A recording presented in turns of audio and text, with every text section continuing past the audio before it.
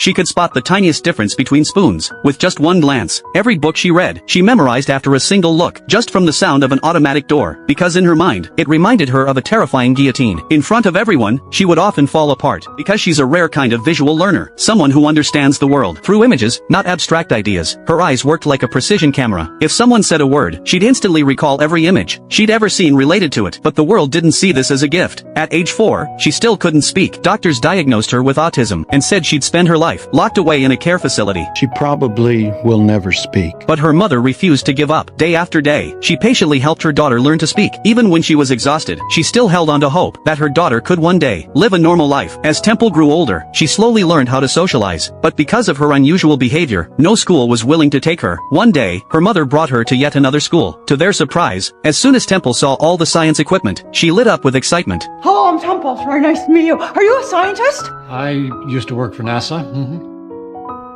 And just like that, Temple left her mother for the first time, and started life at a boarding school. At first, it didn't go well. She only cared about science. Everything else, she completely ignored. She kept to herself, and when someone teased her, she fought back hard. The other kids were scared of her, and kept their distance. The only friend she had was a horse. But one day, even that horse passed away. Watching her sink into sadness, one teacher tried to comfort her, and accidentally discovered her incredible gift. I see Chestnut the day I arrived. I see grooming Chestnut.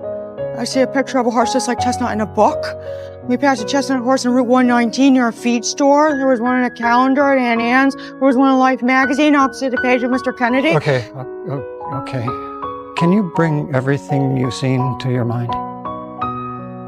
Sure. Excited, he explained to the others. Temple wasn't slow. She just thought differently. She couldn't grasp language or logic like others, but her sense of space and shapes was far beyond normal. The teacher decided to give her a challenge. It was a famous optical illusion, a room where people of the same height appeared to grow or shrink. He asked Temple to figure out how it worked, and to build one herself. She jumped at the chance, totally absorbed in the task. But no matter what she tried, her model just wouldn't work. Frustrated, Temple wanted to give up, but then her teacher said something that suddenly made everything click. You have to think of all the features in the room.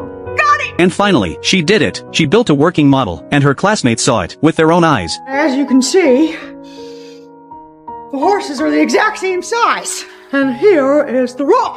For the first time, they were genuinely impressed by the girl they once thought was strange. To celebrate, her teacher even launched a rocket into the sky.